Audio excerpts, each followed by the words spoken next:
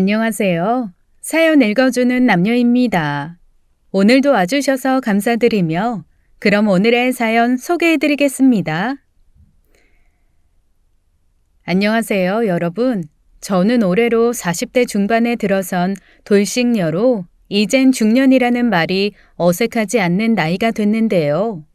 지금부터 들려드릴 제 사연은 제가 30대 때 전 남편과 결혼 후 이태리식 퓨전 레스토랑을 개업해 한창 가게가 성업 중일 때 생긴 일입니다. 작게 차린 가게가 동네 맛집으로 입소문을 타면서 손님들이 블로그에 소개하면서 그야말로 가게는 손님들로 문전성시를 이뤘고 저희 부부는 그에 부응하듯 밤낮 없이 열심히 일했네요. 전 엄마한테 배운 대로 정을 베풀고 살면 복이 온다는 말을 믿었습니다. 힘들게 일하면서도 엄마가 시킨 대로 측은지심으로 가여운 사람을 돕고 살았었죠. 잠깐 일하고 말 시간제 알바생들한테조차 힘든 사정을 모른 채 안 했고 어려운 처지에 손을 내밀면 누가 됐든 기꺼이 그 손을 잡아주었어요. 그건 청산 과부의 몸으로 저와 오빠를 키우신 우리 엄마의 삶의 철학이었으니까요. 엄마는 늘 힘든 사람을 외면하지 말라고 가르치셨거든요. 그렇게 품 넉넉하고 똘똘했던 양반이 지금은 중증 치매 환자가 되어 똥오줌도 못 가리고 딱 5살 배기 어린애가 됐으니 인생살이가 참 묘하단 생각이 듭니다. 과거 이태리 레스토랑을 하던 그 시절 전 남편과 저는 인건비 한 푼이라도 아껴보자는 생각에 아직 아이도 없고 하니 두 사람이 하루 종일 가게에 매달려 살았어요. 심지어 주방장, 배달기사, 홀서빙, 카운터 계산까지 일당백으로 둘이서 나눠 하다 보니 제법 돈이 모이더군요. 막 창업한 초보 자영업자로 의욕이 앞선 이유도 있겠지만 사실 그때 제가 일에 매달릴 수밖에 없었던 데는 가슴 아픈 사연이 있었네요. 저와 2살 터울의 오빠가 당시 뺑소니 교통사고로 사망하고 끝끝내 검거 안 된 가해자로 인해 우리 가족은 많은 분노와 상처를 입었기 때문입니다. 범인을 잡아서 처벌해야 고인인 오빠도 하늘나라에서도 편히 눈을 감을 텐데 말이죠. 그때 오빠는 소개로 만나 3년 연애 끝에 결혼한 새언니와 아직 아이는 없었지만 인고 소리를 듣는 금실 좋은 부부였습니다. 그 당시 전 오빠보다 먼저 결혼했던 터라 저랑 동갑내기에 말도 잘 통하고 게다가 취향과 관심사마저 비슷한 새언니의 존재가 너무 반가웠어요. 시누이 올케 사이를 견훤지간이라고도 하는데 우린 마치 여고 동창 같았네요. 시쳇말로 아삼육이 어찌나 잘 맞는지 베프도 그런 베프가 없었을 정도였으니까요. 우린 우정 반지를 나눠 끼고 커플티를 나눠 입기도 하고 각자 남편들 몰래 한밤에 심야 영화를 같이 보러 다니고 때때론 좋은 술친구가 되어주기도 했네요. 세상에 이런 올케 시누이가 또 있을까요? 정말이지 잘 만난 새언니 하나 10친구 안 부럽더군요. 친구 같은 새언니를 만난 건 제 복이고 새언니 입장에서는 친구 같은 시누이를 만난 게 그녀의 복이겠죠. 오빠의 사고만 없었다면 우린 끝까지 좋은 관계로 지낼 수 있었을 겁니다.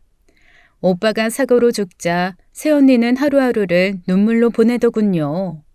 어찌나 서럽게 울던지. 저는 여차하다 새언니가 나쁜 마음이라도 먹을까봐 죽은 오빠 따라가겠다며 한강 다리에서 몸이라도 던질까봐 얼마나 걱정을 했는지 모르겠네요. 남편 잃고 새언니는 삶의 의지를 잃고 물 한 모금 안 넘기고 생으로 굶으면서 슬픔을 견뎌내고 있더군요. 그런 새언니가 너무 안쓰러워 저는 오빠네 집을 아침 저녁으로 들락거리며 이사 직전 쓰러져 있는 새언니를 발견하고 다급히 구급차를 불러 병원 응급실에 데려가 살려내기도 했죠. 그뿐 아니라 몇 날 며칠을 대성통곡하는 그녀를 부둥켜 안고 같이 울기도 했고요. 한 번은 목을 매려고 하는 새언니를 가까스로 살려내고 그렇게 죽고 싶으면 같이 죽자며 나부터 목 매겠다고 한바탕 소란을 피우기도 했습니다. 제가 먼저 죽겠다고 하니까 그제서야 새언니가 정신이 드는지 절 뜯어말리더군요. 그 후 혼자 두면 언제 무슨 일이 일어날지 몰라 새언니를 집에 데려와 함께 지냈고 정신과 상담을 함께 다니기도 했습니다. 경치 좋은 곳에 드라이브를 함께하고 근사한 레스토랑에서 만난 거 먹이면서 새언니의 기분을 회복시켜주려 나름 최선을 다했네요. 여자라는 동물은 외모를 아름답게 꾸미면 에너지를 얻는 법. 머리부터 발끝까지 거금을 들여 명품으로 새언니를 환골탈태시켜주기도 하고 해외여행으로 기분 전환하라고 새언니를 위한 힐링 유럽 패키지 여행을 보내주기도 했습니다. 그렇게 하루아침에 과부가 된 불쌍한 새언니를 위해 전 제가 할 수 있는 모든 것을 다 했네요. 결국 그런 노력이 빛을 발하더군요. 새언니도 조금씩 회복하는 것 같았습니다. 그러는 어느 날 친정엄마가 모임에 나갔다가 불쾌한 소리를 들었다며 저한테 하소연을 하더군요. 오빠의 사망 소식을 알고 있는 지인의 모임에서 지인들이 하나같이 입을 모아 젊디 젊은 과부 며느리를 끼고 앉아서 뭐하는 짓이냐며 엄마를 욕하더랍니다. 그 좋은 나이에 과부 소리 듣는 것만도 서러운데 왜 남편도 없는 시집살이를 시키냐면서요. 졸지의 엄마는 경우 없고 못돼 먹은 시어머니가 되어버린 거죠. 엄마의 억울한 심정을 다른 사람은 몰라도 저는 알고 있네요. 엄마는 지병으로 돌아가신 아버지 탓에 일찌감치 과부 신세로 한평생 살아온 터라 그 삶이 얼마나 고단한지 누구보다 잘 알고 있는 분이셨죠. 그나마 엄마는 토끼 같은 자식들 보고 살았지만 올케는 새끼도 하나 없는 마당에 누굴 보고 살 거냐며 언제고 헤어질 거면 새언니를 위해서 한 살이라도 젊을 때 보내는 게 낫다며 엄마는 강경하게 새언니를 돌려보내자고 하셨네요. 물론 저도 언제까지 새언니와 같이 지내야 할지 고민한 적이 있었습니다. 지금이야 남편 없는 시집에서 뼈를 묻을 것처럼 굴지만 새언니 나이가 있는데 앞으로 살아갈 날이 살아온 날보다 훨씬 많은 사람이 그럴 수 있을까요? 언젠가는 각자 갈 길 가게 될 줄 알았지만 그 시기가 우리가 생각했던 것보다 빨리 와버렸네요. 엄마와 저는 고민 끝에 새언니한테 얘기를 꺼냈습니다. 새언니, 지금부터 내가 하는 말 오해 없이 들어요. 무슨 얘긴데요? 이 집 부동산에 내놨어요. 오빠랑 같이 살던 곳이니 기억도 날 거고 전세 보증금 얼마 안 되는 거지만 임자 나서는 대로 빼서 언니 통장에 넣어줄 테니까 언니 친정에 가서 살아요. 여기서 우리랑 이러고 있는 거 좀 그렇잖아요. 남편도 없는 시집살이가 웬 말이야. 안 그래요? 아가씨, 왜 그래요? 내가 뭐 잘못한 거 있어요? 잘못이야. 이렇게 젊고 예쁜 언니 두고 먼저 간 오빠가 했죠. 언니, 그만 언니 갈 길 가라고요. 그게 서로한테 좋아요. 우리 각자 갈 길 가고 어디서든 열심히 살아요. 그러다가 소식 궁금하면 가끔 친구처럼 만나서 얼굴 보고 수다도 떨고 그러자고요. 그러니까 내 말은 친구로서는 연을 이어가되 가족으로서는 그만 끝내자는 거예요. 사실 오빠 죽었을 때 이미 끝난 거지만 아가씨가 그렇게 말하니까 나 너무 서운하네. 꼭 아가씨가 내 등 떠미는 것 같아서. 오빠 없다고 우리 인연도 끝난 거예요? 한번 맺은 인연을 어떻게 그렇게 끊어요? 그렇긴 한데 또 현실은 그게 아니니까. 새언니, 그 나이에 과부 소리 듣는 거 나 싫어.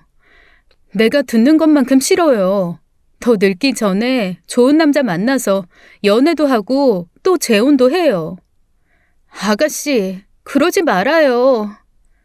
이 남자다 싶은 사람 만나면 절대 놓치지 마요. 하늘이 두 쪽 나도 놔주지 말고 꼭 물어. 그리고 새언니 닮은 아이도 낳고. 얼마나 이쁠지 내가 다 기대가 된다. 새언니가 엉엉 울더군요. 그녀인들 왜 모르겠어요. 남편 없는 시집살이를 영원히 할 수 없다는 걸. 지금이야 연민으로, 동정으로, 가족으로서의 책임감으로 자신을 가두고 있지만 늙은 엄마한테나 내 살 길 바쁜 저한테나 자기 자신이 짐이 된다는 걸. 그래서 당장은 헤어지는 게 아쉽고 가족의 끈이 끊겨서 서럽겠지만 남편 죽었다고 바로 등 떠밀어내는 것 같아 서운하기도 하겠지만 결국 모든 게 수순이라는 걸요. 새언니는 그저 울고 또 울었습니다. 새언니의 눈물을 닦아주다 저도 그만 울컥해버렸네요. 둘이 끌어안고 얼마나 울었는지 모르겠어요. 그렇게 새언니와는 눈물로 헤어졌습니다. 전셋집 보증금을 빼서 새언니한테 건네고 그녀가 친정으로 내려가는 걸 본 게 마지막이었으니까요. 그 후 저는 남편과 함께 일에 매진하면서 매장을 키워나갔습니다. 그러는 과정에서 가게 상호가 바뀌기도 했고 업종이 변경되기도 했지만 먹는 장사에선 크게 벗어난 적은 없었네요. 백반집에서 중식당으로 다시 잠깐 분식집을 거쳐 이태리 퓨전 레스토랑으로 돌고 돌아 다시 이태리 식당으로 정착해 동네 명물 식당이 되기까지 하루 24시간을 48시간처럼 쪼개 쓰면서 장사에 매달렸었죠. 정통 이태리식이 먹고 싶지만 가격이 부담스럽고 입에 안 맞아 망설여지는 젊은 여성층을 겨냥해 우리나라 식자재와 조리법을 가미한 퓨전 한국식으로 살짝 바꿔 메뉴를 선정했네요. 가령 느끼한 크림 파스타에 쌈장을 한 스푼 넣고 이태리식 피자에 저렴한 한국 식자재인 쑥, 비듬나물, 냉이 같은 텃밭용 채소를 토핑으로 올리고 대신 단가를 낮추는 등 나름 고민하고 메뉴를 개발했더니 반응이 오기 시작하더군요. 그렇게 한번 불붙은 장사는 제대로 터져버렸습니다. 한 가지 덧붙이자면 이탈리아 식당임에도 불구하고 저희는 배달 서비스를 시작했거든요. 어디든 주문만 하면 되는 게 없는 시대지만 그때만 해도 배달이라고 하면 짜장면이나 치킨 정도지 이태리 음식이 소스까지 개별 포장해서 득달같이 배달되는 시대가 아니었으니까요. 그런 면에선 우리 가게가 선두주자라고나 할까요? 사는 게 바빠서 그런지 가끔이라도 친구처럼 만나서 안부도 묻고 수다도 떨자던 새언니와는 단 한 번도 연락을 주고받은 적이 없었네요. 친정집으로 간다고 했으니까 지금쯤 부모님과 형제들과 잘 지내고 있으리라 짐작만 할 뿐이었죠. 가끔 새언니가 생각나는 날이면 핸드폰에 저장된 번호로 전화를 걸어본 적도 있었지만 번호가 바뀌었는지 연결이 되지 않더군요. 그렇게 새언니 쪽에서 작정하고 연락해 오지 않는 이상 두 번 다시 만날 일 없는 관계가 되고만 겁니다. 그렇게 몇 년이 흐르고 이젠 길거리에서 마주쳐도 알아볼 수 있으려나 싶을 만큼 새언니에 대한 기억이 희미해져 갈 무렵 저희 엄마가 조금 이상해지시더군요. 처음엔 단순 건망증인 줄 알았습니다. 소소하게 물건을 어디 두셨는지 잊고 오늘 날짜를 잊고 가스레인지 불 위에 얹어둔 물주전자를 잊고 종국엔 자기 이름을 잊고 사는 집 주소를 잊고 엄마는 그렇게 하나씩 잊어가고 있었습니다. 아직 치매를 걱정할 연세가 아닌데 80, 90에도 정정한 어르신들이 얼마나 많은데 우리 엄마는 아직 70도 안 됐는데 설마. 애써 담담히 마음먹고 엄마를 모시고 병원에 갔습니다. 그러나 엄마는 알츠하이머를 진단받았고 초록이 치매인 만큼 병증 악화 정도가 빠를 거라는 주치의의 경고에 하늘이 무너지는 것 같았습니다. 아마 그쯤이었을 거예요. 아이를 좋아하는 남편이 이제 우리도 아이를 갖자며 적극적으로 덤벼들었던 게 밤마다 몸이 달아 다가오는 남편을 밀어내면서 저는 마음이 안 좋았습니다. 그 사람이 아이를 얼마나 좋아하는지 알기 때문이죠. 남편은 제 핏줄에 대한 집착이 큰 사람이었거든요. 일단 치매 환자인 엄마부터 어느 정도 건사 후에 아이는 천천히 갖자고 일방적으로 미룬 2세 계획으로 전 늘 남편한테 미안했습니다. 저는 식당 일을 남편한테 맡기고 하루 종일 엄마한테만 매달려 있었어요. 엄마는 무서울 정도로 병이 빨리 진행됐습니다. 마구잡이로 날뛰는 엄마를 감시하고 단속하고 주의를 주고 그런 질이 멸렬한 일상의 반복이었어요. 그땐 제가 힘든 만큼 남편도 녹록치 않은 모양이었어요. 둘이 분담하던 일을 혼자 도맡아서 하자니 왜 안 그렇겠어요? 식당은 바쁜데 툭하면 알바생이 무단 결근하고 직원도 잘 구해지지 않는다고 힘들어했습니다. 저한테 다시 가게 나와서 일할 수 없냐고 묻더군요. 저는 고민 끝에 간병인을 붙였고 남편을 도와 그전처럼 식당 일에 나섰는데 허나 엄마는 간병인을 그냥 두질 않으시더군요. 그렇게 갈아치운 간병인만 20명. 간병인을 보내주는 센터에서 더는 보내줄 간병인이 없다며 통보해 오자 저는 할 수 없이 남편과 상의 끝에 엄마를 치매 전문 요양병원에 입원시키기로 했습니다. 입원하기 싫다며 한바탕 난리를 치고 저를 따라 나서는 엄마를 억지로 떼놓고 저는 도망치듯 집으로 돌아와야 했네요. 엄마를 요양병원에 모시고 저는 그전처럼 남편을 도와 식당 일로 정신없이 바빴습니다. 이틀에 한 번은 사고를 치는 골칫덩어리 배달기사를 자르고 대신 제가 배달을 맡았죠. 오토바이를 탈 줄 몰랐던 저는 당시 국민차로 불렸던 소형 중고차를 구입해 배달에 나섰는데 아무래도 오토바이보다 기동력이 좋으니 배달 지역도 훨씬 넓어지더군요. 오토바이 배달 땐 고작해야 동네 장사였는데 자동차로 배달을 하니 더 먼 곳으로도 얼마든지 배달이 가능했습니다. 그날은 우리 동네를 벗어나서 조금 먼 동네로 배달을 간 날이었네요. 초행길이라 낯설었지만 처음 가본 동네 지리를 금방 익혀서 바로 주문 주소지를 찾아냈습니다. 허름한 9옥 다세대 주택 반지 앞방이더군요. 원래는 단품 메뉴 하나는 배달을 안 해주는데 주문하는 여자의 소리가 너무 간절해서 안 된 마음이 들어 기름값도 안 나올 거리에 배달을 나선 거였어요. 해당 주소지를 찾아 출입문을 두드리고 기다리니 곧 안에서 초췌한 몰골에 여자가 나와서더군요. 손때 묻은 손지갑에서 꼬깃꼬깃한 1,000원짜리를 몇 장 꺼내서 식대를 치르다가 모자라는지 여자는 플라스틱 돼지 저금통에 배를 갈라 동전을 주더군요. 그러고도 모자르는지 여자는 머쓱해 했습니다. 죄송한데 100원이 모자라서 그런데 다음에 드리면 안 될까요? 저는 돈 100원이 모자라서 사정하는 여자가 참 안 됐다 싶었죠. 그렇게 하세요. 맛있게 드세요. 음식을 건네고 무심히 돌아서다가 저는 문득 다시 여자를 돌아봤습니다.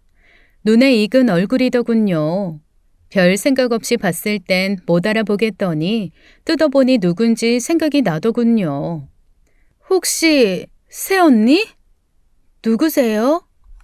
새언니는 야구 모자를 깊게 눌러쓰고 마스크를 하고 있는 저를 알아보지 못하는 눈치였습니다. 저는 새언니가 알아볼 수 있게 모자를 벗고 마스크도 내려주었네요. 나예요. 이제 알아보겠어요? 어머머, 이게 누구야? 아가씨!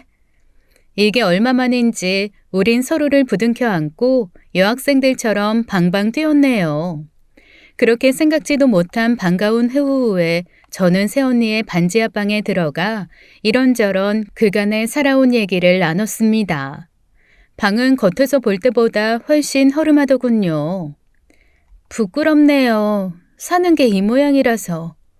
새언니, 그때 친정으로 들어가지 않았어요? 고향으로 내려간다고 한 것 같은데. 처음엔 그러려고 했죠. 근데 어떻게 그래요. 우리 친정집 형편도 안 좋은데 서방 잡아먹고 돌아온 딸년 어느 부모가 반긴다고요. 눈앞에 있으면 괜히 걱정만 사지 떨어져 사는 게 서로 나아요. 그래서 서울에 쭉 있었던 거예요? 여기저기 왔다 갔다 했어요. 이사 많이 다녔거든요. 그때 전셋집 보증금 뺀 건 어쩌고 왜 이런 데서 살아요? 사연이 많아요. 사기도 당하고 다단계에 속아서 돈도 날려먹고 일하고 월급도 떼이고. 그랬구나. 얼굴이 너무 안 좋아요. 혹시 어디 아파요? 며칠 감기 몸살로. 이젠 괜찮아요. 내내 흰죽만 끓여 먹었더니 파스타가 너무 먹고 싶더라고요. 그래서 배달시켰죠. 맞아. 언니 파스타 좋아했지? 우리 같이 먹으러 다니고 그랬는데. 그 말에 새언니가 울컥하더군요. 사는 걸 내 눈으로 봤으니 이렇게 두면 안 되겠다 싶었습니다. 나랑 같이 가요. 일단 고기 좀 먹어야 되겠네. 얼굴 보니까 영양 결핍인데 뭐. 일어나요, 언니. 나랑 같이 갑시다. 그 길로 저는 새언니를 데려가서 한우 고기를 사 먹이고 허름한 입성을 새 옷으로 바꿔주고 먹고 사는데 바빠 포기하듯 내버려둔 외모를 가꿔주었습니다. 미장원에 가서 헤어를 다시 하고 전문 메이크업을 받고 끝으로 고급스러운 구두를 사서 신기니 완전히 딴 사람이 되더군요. 여자는 가꾸기 나름이라는 말이 맞는 말이더라고요. 하긴 우리 새언니 원바탕이 예쁜 사람이었죠. 새언니는 어느덧 수년 전 오빠가 살아있을 때 남편 사랑 듬뿍 받고 시모와 시누이 사랑까지 아낌없이 받던 블링블링한 그때 그 모습으로 되돌아가 있었습니다. 저는 감격해하는 새언니한테 혹시 일자리를 찾고 있다면 굳이 힘들게 다른 데 갈 거 없이 우리 식당에 나오라고 했죠. 나와서 홀서빙을 하든 주방 설거지를 하든 계산대를 맡든 하고 싶은 거 하라고요. 새언니는 진심으로 고마워했습니다. 아가씨 고마워요. 진짜 너무 고맙다. 나 정말 요즘 같아선 더 안 살고 싶더라고. 사는 게 너무 힘들어서. 근데 아가씨가 또 날 살리네. 그때 그이 죽고 안 살고 싶을 때도 아가씨가 날 살리더니. 새언니는 다음 날부터 우리 식당에 나와 일을 하기 시작했습니다. 얼마나 취업이 궁했던지 갑자기 찾아온 일자리에 새언니는 황송해하고 정말 열심히 일하더군요. 쉬엄쉬엄 하라고 해도 1분 1초를 허투루 안 쓰고 주인인 저보다 더 이리 뛰고 저리 뛰고 하면서요. 남편도 수년 만에 재회한 처남댁이 반가운지 진심으로 환영하고 같이 일하게 돼서 기쁘다며 새언니의 마음을 편하게 해주더군요. 새언니 역시 오랜만에 보는 시매부가 반가운지 격이 없이 대하면서요. 그렇게 새언니의 첫 출근 날 저희는 장사를 마치고 가게 문을 닫고는 술상을 보고 오붓하게 셋이서 새언니 환영식을 했네요. 새언니는 감격해했고 행복해했습니다. 별것도 아닌 일에 눈물을 쏟는 걸 보면 그동안 살아온 시간이 그녀에게 녹록지 않았음을 알 수 있었어요. 새언니가 엄마의 안부를 묻더군요. 저는 조심스럽게 엄마의 치매 발병 소식과 지금 요양원에 입원 중인 사실을 알려줬습니다. 새언니가 많이 놀란 것 같더군요. 그럴만도 하죠. 새언니한테는 한없이 자애로운 시어머니였으니까. 엄마를 보러 가겠다는 새언니와 함께 요양원을 찾았습니다. 엄마, 여기 누가 왔는지 좀 봐봐. 엄마가 좋아하는 사람이잖아. 얼마나 보고 싶어 했는데. 누군지 보라니까.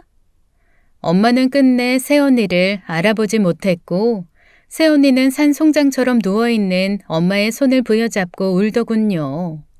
그 마음을 알기에 저는 새언니를 다독였습니다.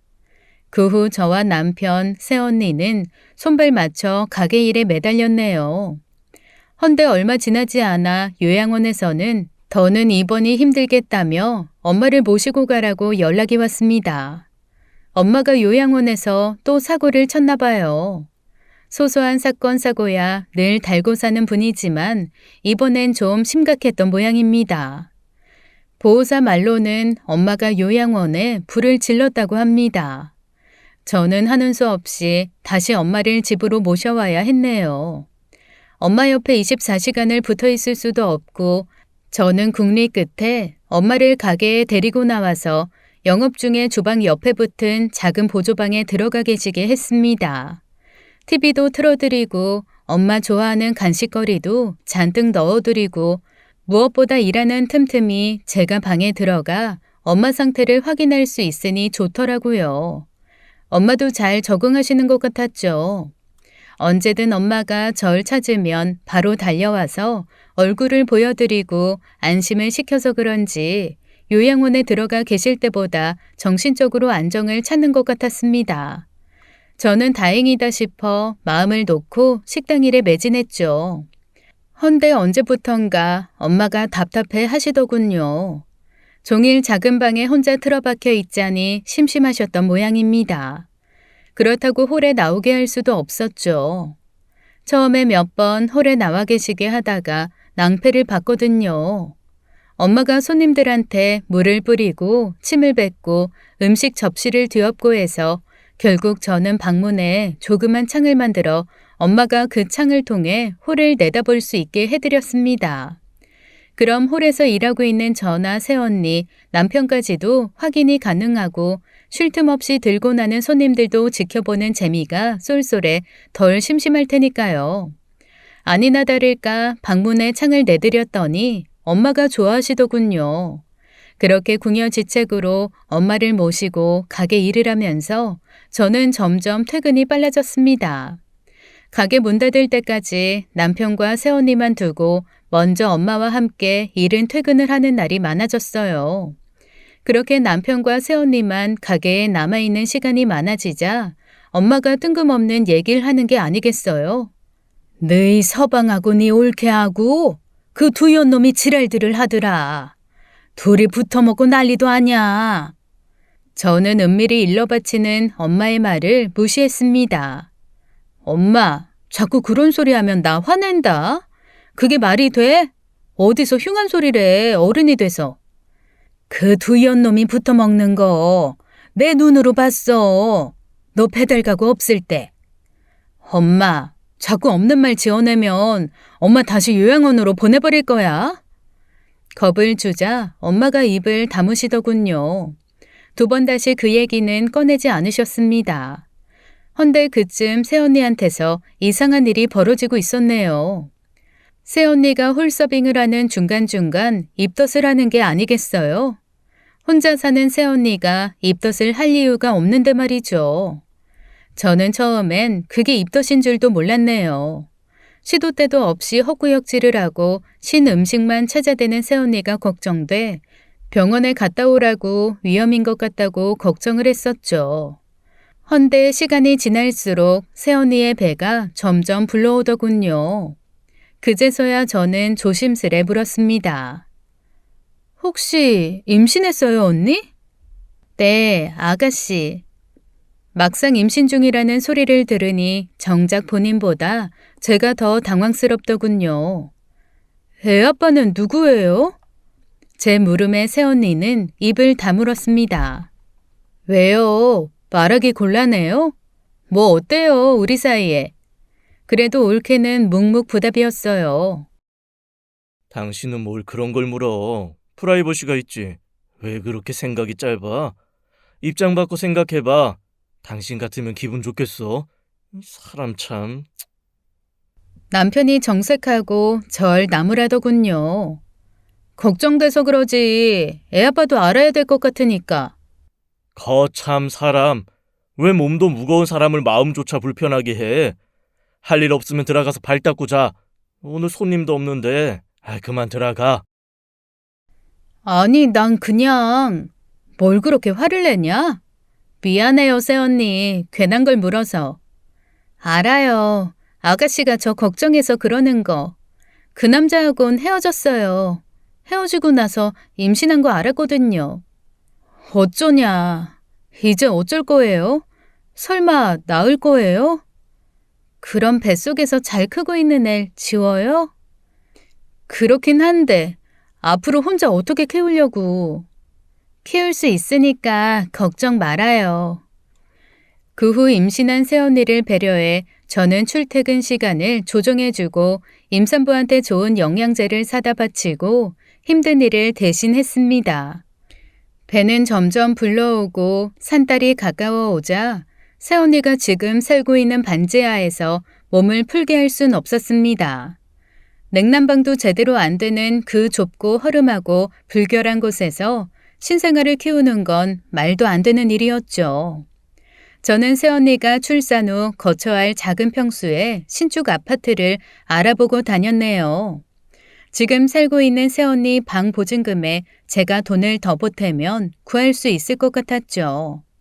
그 후 갑작스러운 산통으로 구급차에 실려가는 새언니를 따라간 저는 분만실 앞에서 발을 동동 구르며 아이가 무사히 나오기를 기도했습니다. 그리고 아들을 낳았다는 소리에 감격의 눈물을 흘리기까지 했어요. 출산한 새언니를 위해 저는 새 거처가 구해지는 대로 옮겨줄 테니 당분간 저희 아파트에 들어와 지내라고 했습니다.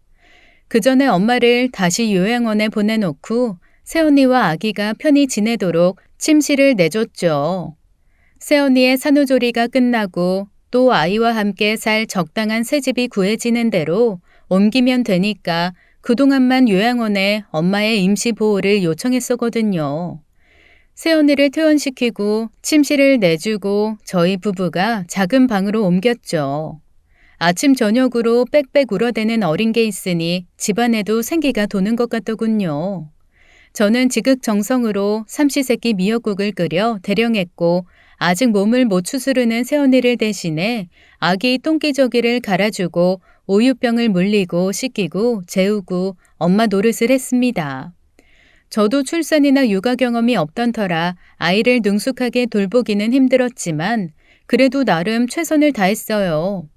물론 오빠가 살아있고 이 아이가 오빠의 아이라면 내 친조카를 돌보는 거라면 얼마나 좋을까 싶었지만 그런 아쉬움보다는 아이가 더 걱정이었죠. 친아빠가 누군지도 모른 채 자랄 아이가 가엾고 안쓰러웠거든요. 그렇게 새언니가 산후조리를 하는 동안 저는 틈틈이 새언니가 살 집을 구하고 어느 정도 몸을 추스르게 된 새언니와 아이를 새 집으로 이사시켰습니다. 하나부터 10까지 제가 직접 했고 제 손을 거치지 않은 게 없을 만큼 새언니의 새 거처는 제 정성이 담뿍 담긴 곳이었죠. 그곳에서 아이와 잘 살기만을 바랄 뿐이었습니다. 미혼모로 살아갈 새언니를 위해 제가 해줄 수 있는 일이 그것뿐이었으니까요. 그동안 아이와 정이 들었다며 남편이 아쉬워하더군요. 그렇게 예뻐? 예쁘기만 해. 남자한테 자식은, 특히 아들은 남다른 의미가 있거든. 뭐 요즘이야 딸바보니 뭐니 해도 그래도 남자한텐 아들이지. 아들이 있어야 든든하지. 커서 사우나도 같이 하고 축구도 같이 하고 얼마나 좋아. 그럼 우리도 애 만들까? 새언니도 집에 갔고 엄만 당분간 요양원에 계셔도 되니까. 뭘 새삼스럽게. 됐네요. 애는 무슨. 당장이라도 그러자고 할 줄 알았는데 남편이 의외더군요. 왠지 서운했습니다. 저는 당분간은 집에서 아이나 보라고 가게에 안 나와도 된다고 새언니의 출근을 막고 대신 당장 분유값이니 귀저귀값이니 들어갈 테니 월급은 그전처럼 그대로 주겠노라고 했네요. 그렇게 새언니가 가게에 안 나오게 되자 남편이 섭섭해했습니다. 아이가 보고 싶어 어쩔 줄 몰라 하더군요. 저는 요양원에 있는 엄마를 다시 집으로 모셔오기 위해 찾아갔습니다. 엄마, 이제 집에 가자. 새언니 새 집으로 이사 갔어. 그 환양년, 개도 안 물어갈련. 그녀는 사람도 아니여. 왜 또 그래? 새언니 지금 상황 많이 안 좋아. 엄마가 내 말 알아들을지 모르겠는데 새언니가 그 사이에 누굴 사귀었었나 봐. 누군지 모르겠는데 그 남자 애를 낳았어. 지랄 헌다. 그 애가 누구신데? 네 남편씨야 이거사, 이 등신아. 정신없는 노인네 또 헛소리를 뱉어서 사람 속을 뒤집네요. 아무리 치매 환자라지만 이럴 땐 제 엄마지만 원망스러웠습니다. 그 후로 새언니 아이의 100일 날 저와 남편은 가게를 하루 닫고 조촐하게 100일 잔치를 열고 사진관에 가서 가족 사진까지 찍었습니다. 새언니가 남편과 아이까지 셋이서 사진을 찍고 싶다더군요. 가족 사진도 아니고 셋이서 왜 찍나 싶었지만 전 대수롭지 않게 넘겼었죠. 그렇게 100일이 지나고 어느 날인가 저는 묘한 얘기를 알바생한테 듣게 됐습니다. 그 친구는 휴학 중에 잠깐 알바를 하는 대학생이었는데 복학한다고 일을 관두게 됐다고 하네요. 그동안 수고했어. 일도 잘하고 입도 무겁고 내 맘에 쏙 들었는데 아쉽다. 공부 열심히 하고 언제든지 다시 알바 필요하면 와. 내가 일당 하루치 더 넣었어. 보너스라고 생각해. 고맙습니다, 사모님. 근데 저기 사모님, 이런 말 해도 될지. 알바생이 우물쭈물 쉽게 말을 못 꺼내더군요. 무슨 얘긴데? 해봐. 사장님 말인데요. 그분하고 예사롭지 않은 관계 같은데 사모님만 모르시는 것 같아서요. 그분이라니 누구? 혹시 우리 올케? 저번에 제가 퇴근하고 집에 가다가 다시 가게로 온 적이 있었거든요. 핸드폰 두고 가서요. 근데 그때 가게 문 걸어 잠그고 안에서 사장님이랑 그분이랑 끌어안고 키스하고 이게 무슨 소린가 싶더군요. 알바생이 뭘 잘못 봤나 보지도 않은 일을 봤다고 할 애는 아닌데 믿을 수도 안 믿을 수도 없는 말에 저는 태연을 가장에 되물었습니다. 그래? 그럼 홀의 CCTV 확인해보면 알겠네. 홀의 CCTV가 몇 대인데 네 말이 사실이라면 녹화돼 있겠지.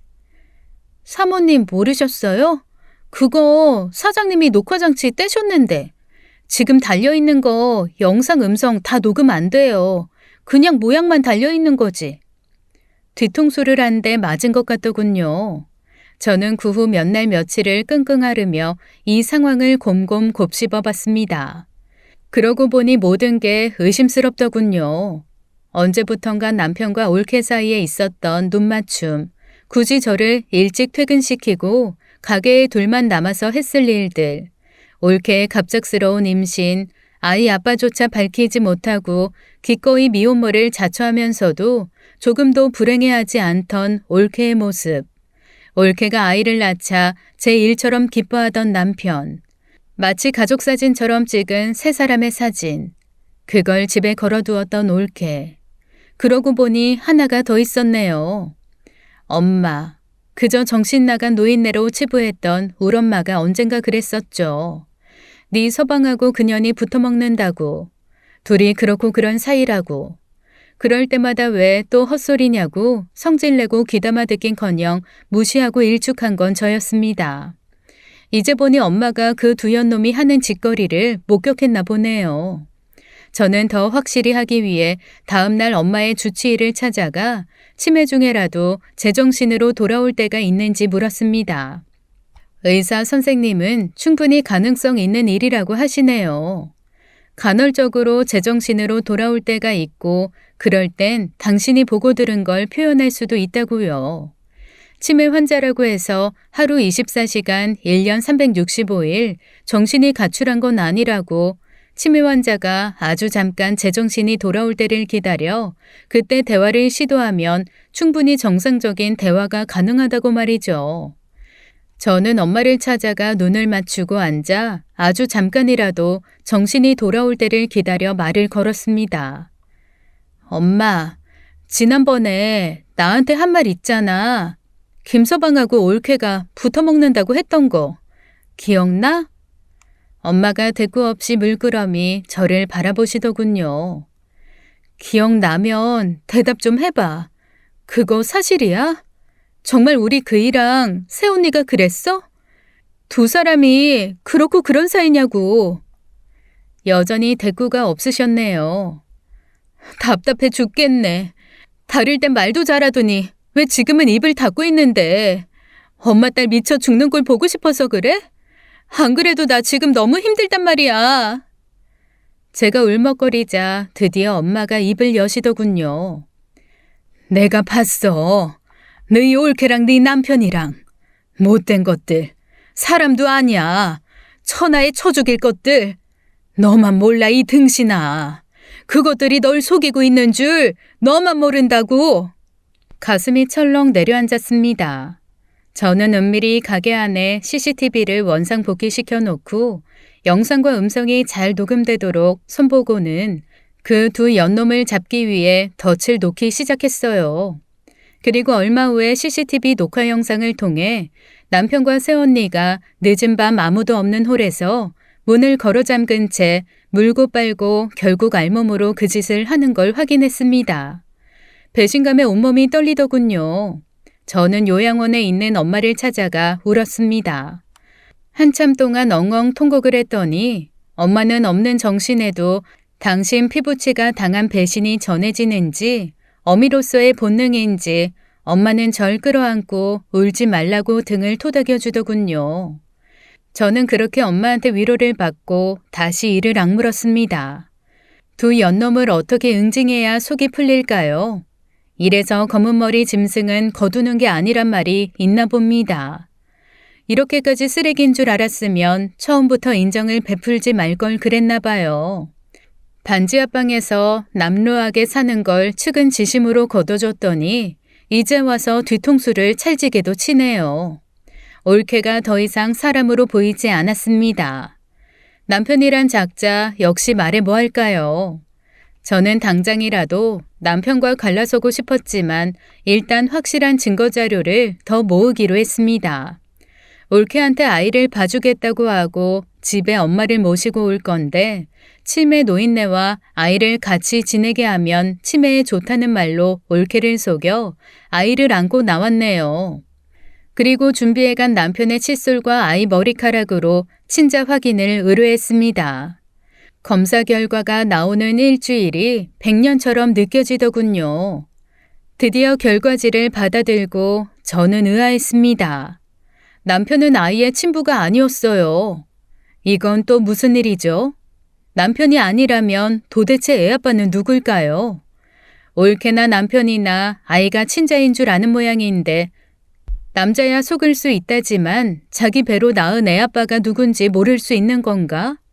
아마 둘 중 하나겠죠. 올케가 남편을 속이고 있거나 자기도 같이 속고 있거나 뭐가 됐든 올케한테 남편 말고 다른 남자가 있었다는 것만큼은 확실하네요. 멍청한 인간, 양다리 당하는 줄도 모르고 다른 남자의 아이를 친자식인 줄 알고 남편이 안 돼 보이기까지 하더군요. 허나 모든 건 자업자득, 불륜의 대가니까요. 하늘이 내리는 벌이라면 피할 수 없는 거겠죠. 하지만 그건 어디까지나 하늘에 벌이고 또 내가 주는 벌도 받아야죠. 남편과 올케 같은 쓰레기가 힘들게 번 내 재산으로 잘 먹고 잘 살게 할 순 없는 일이었습니다. 저는 요동치는 속을 달래고 태연을 가장해 남편한테 정말 속상하다는 얼굴로 연기를 시작했죠. 여보, 나 동네 사람들한테 이상한 소리 들었어. 무슨 소리를 들었길래 그래? 사람들이 하나같이 올케 아이가 당신 닮았다는 거야. 붕어빵도 그런 붕어빵이 없대요. 당신이 그의 친아빠 아니냐고 묻는 거야. 말이 돼? 그럼 당신하고 올케가 그렇고 그런 사이라는 건데.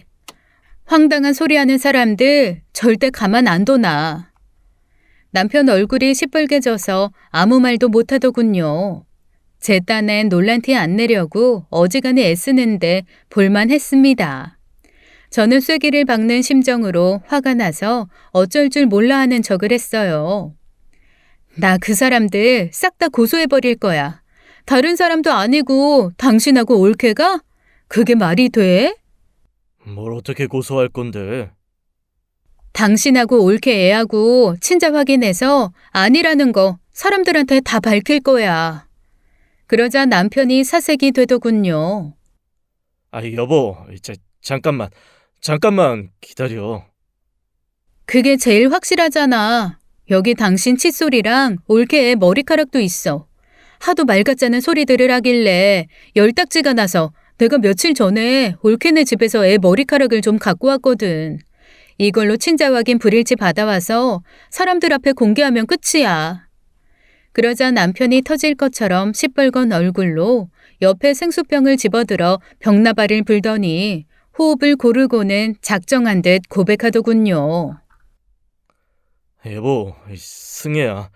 이제부터 내가 하는 말 잘 들어. 나 7살 때 우리 아버지 자식 버리고 집 나가서 평생 떠돌다가 객사하셨어. 그래서 나 아버지 정이 뭔지 모르고 큰 놈이야. 알지 당신도. 그래서 내 자식 내 핏줄 남들보다 유난한 거 어쩌다 보니 그렇게 돼버렸는데 부탁인데 나만 미워하고 원망해라. 애가 뭔 죄냐.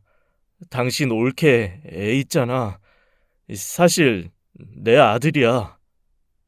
저는 화들짝 놀란 얼굴로 되물었습니다. 그게 무슨 소리야? 올케 애가 왜 당신 아들인데? 그럼 두 사람이 날 속이고 내연 관계였다는 거야? 그리고 큰 충격과 상처를 받은 것처럼 엉엉엉 소리를 내서 울었어요. 남편이 안절부절 못하더군요. 우는 저를 선뜻 달래지도 못하고 그렇다고 울게 둘 수도 없는지 말이죠. 말도 안 돼. 어떻게 두 사람이 이럴 수가 있어. 내가 두 사람한테 어떻게 했는데. 나 이제 어떡해? 이렇게 배신당하고 어떻게 살아? 나 못 살아. 혀라도 물고 콱 죽어버려야지. 안 되면 한강에 빠져 죽고 말지 내가. 제가 당장이라도 한강에 뛰어들 것처럼 벌떡 일어나 집을 나서려고 하자 남편이 다급히 절 잡더군요. 여보, 진정 좀 해. 당신이 죽으면 내가 뭐가 되니? 안 그래도 나 지금 천하에 죽일 놈인데. 그럼 나더러 어쩌라는 거야. 살지도 못하게 해놓고 죽지도 못하게 하면. 아. 제가 두 다리를 뻗고 목 놓아 대성통곡을 했더니 달래기를 포기한 남편도 옆에 앉아서 같이 두 다리 뻗고 울먹거리더군요. 내가 당신을 얼마나 믿었는데, 얼마나 의지했는데. 제가 울면서 하소연했더니 남편도 울먹이며 답하더군요. 그래, 내가 죽일 놈이다. 내가 죽일 놈이야. 당신이 죽을 게 아니라 내가 죽어야지. 당신이 왜 죽어? 그럼 어쩌냐. 이미 물은 엎질러졌고 다른 수가 없는데 누가 뭐래도 내 새끼인데. 그 말에 저는 더 큰 소리로 서럽게 울었습니다. 저는 그렇게 한참을 울다가 눈물을 그치고 딱 잘라 말했네요. 우리 이혼하자. 따라 울던 남편도 눈물을 그치더니 의아한 듯 묻더군요. 그래도 괜찮겠어? 이혼 안 하면 당신하고 나하고 올케의 애까지 넷이 한 집에서 같이 살자고? 대한민국은 일부 일처제야. 당신이 뭔데 두 여자를 거느려? 내 말은 같이 살자는 게 아니라 당신이 이렇게 바로 이혼 얘기 꺼낼 줄 몰랐지. 보통 이럴 때 누구 좋으라고 이혼해주냐 그러면서 버티는데 당신이 이러니까 꼭 이혼을 기다린 사람 같아서. 당신 말대로 애가 무슨 죄니? 당신 아들 아무것도 모르고 내 손으로 지금껏 애지중지 키웠어. 나 지금 속으로 피눈물 흘리면서 당신 보내는 거야. 내 13년 결혼 생활 물거품 되는 거 허무하고 속상하지만 그렇다고 붙잡을 수도 없고 돌이킬 수도 없으니까. 미안해. 정말 미안해. 미안하면 치매 걸린 우리 엄마랑 먹고 살게 공동 명의로 된 아파트하고 가게 내 앞으로 해줘. 그건 좀... 그럼 난 무일푼인데 뭐 먹고 살라고.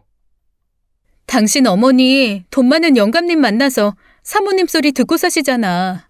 어머니 찾아가서 돈 좀 달라고 해. 그게 싫으면 당신 불륜 사실 세상에 다 까발리고 제대로 이혼 재판 하던지.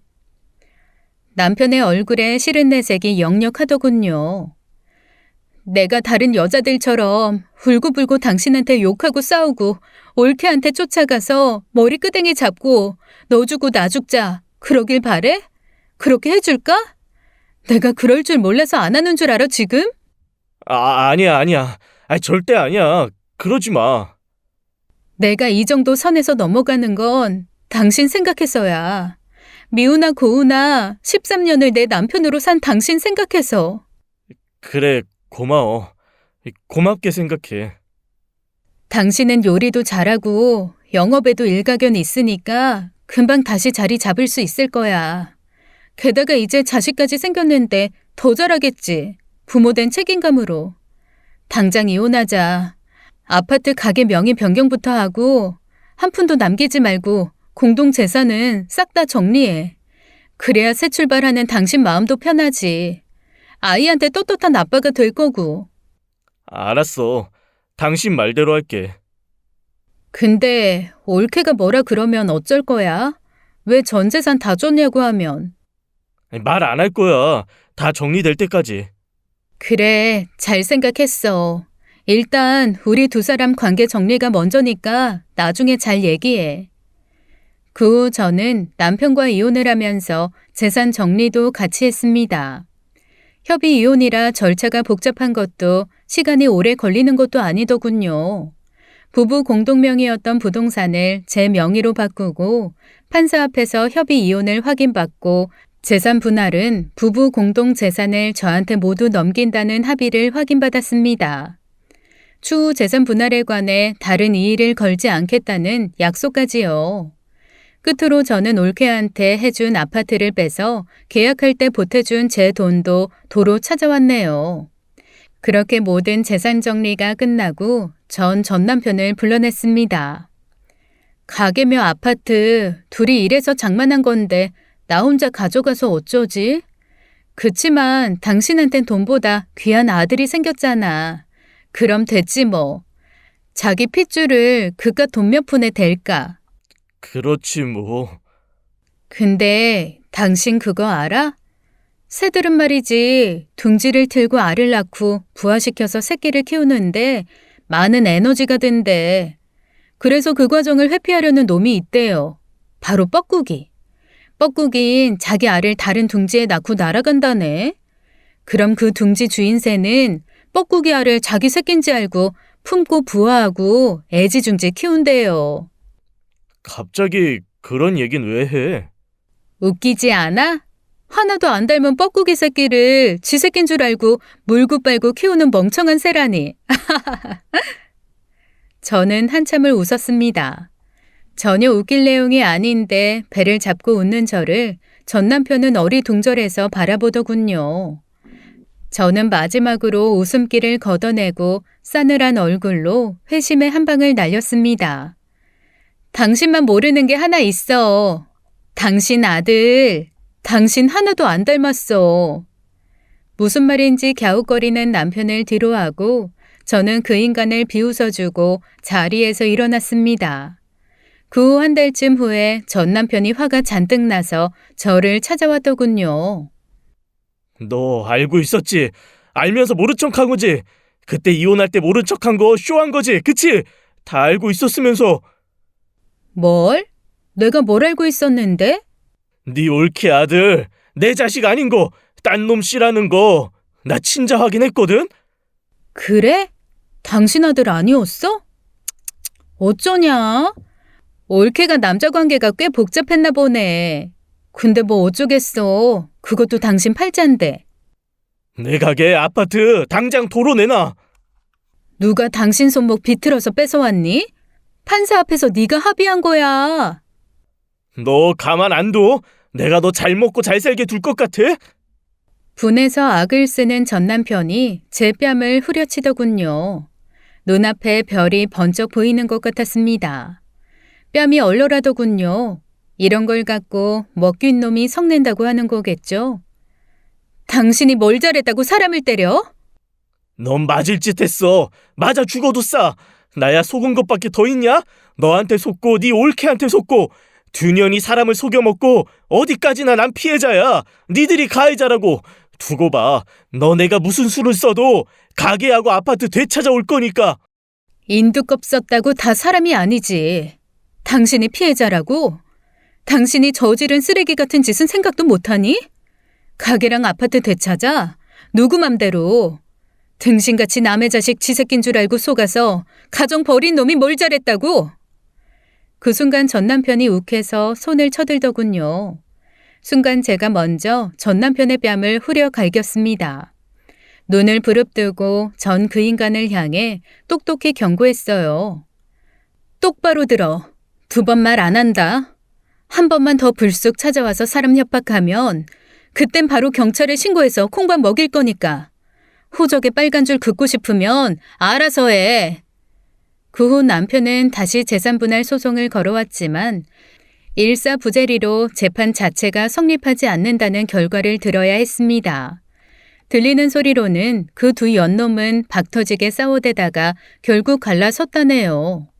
올케가 전 남편한테 많이 맞았다는데 본인이 한 짓이 있으니까 그런 걸 인과응보라고 하는 거겠죠. 남의 눈에 눈물 나게 해놓고 지들은 깨벗고 살 줄 알았는지 서로를 속이고 속으며 멀쩡한 가정을 깨트리고 선의와 신뢰를 우습게 여긴 벌일 겁니다. 그 후 저는 요양원에서 엄마를 모셔와 함께 지내고 있어요. 돌싱녀가 되어 치매 환자를 돌보고 살아야 하는 남들 눈엔 행복할 거 없는 인생으로 보일지 몰라도 저는 어느 때보다 행복하답니다. 우선 우리 엄마가 상태가 많이 좋아지셨거든요. 저도 알아보고 이젠 대화도 몇 시간씩 나누곤 하니까요. 식당은 여전히 잘 되고 있고 성실한 직원들이 들어와서 자기 일처럼 잘해주고 있답니다. 둘도 없는 올케 시누이 사이였던 그녀. 결국 본처와 남편의 상간녀가 되어버렸지만 저는 그때 힘들고 고단한 그녀를 돕지 말 걸 괜히 인정을 베풀었구나 후회했던 마음을 고쳐먹었습니다. 누군가의 호의를 악으로 되갚는 사람이 문제지 선행은 그 자체로 귀한 일이니까요. 그건 울 엄마의 가르침이기도 하니까 말이죠. 울 엄마랑 저, 우리 모녀, 오늘은 행복전선 이상무 알려드리고 글을 마치고자 합니다. 긴 사연 들어주셔서 감사합니다.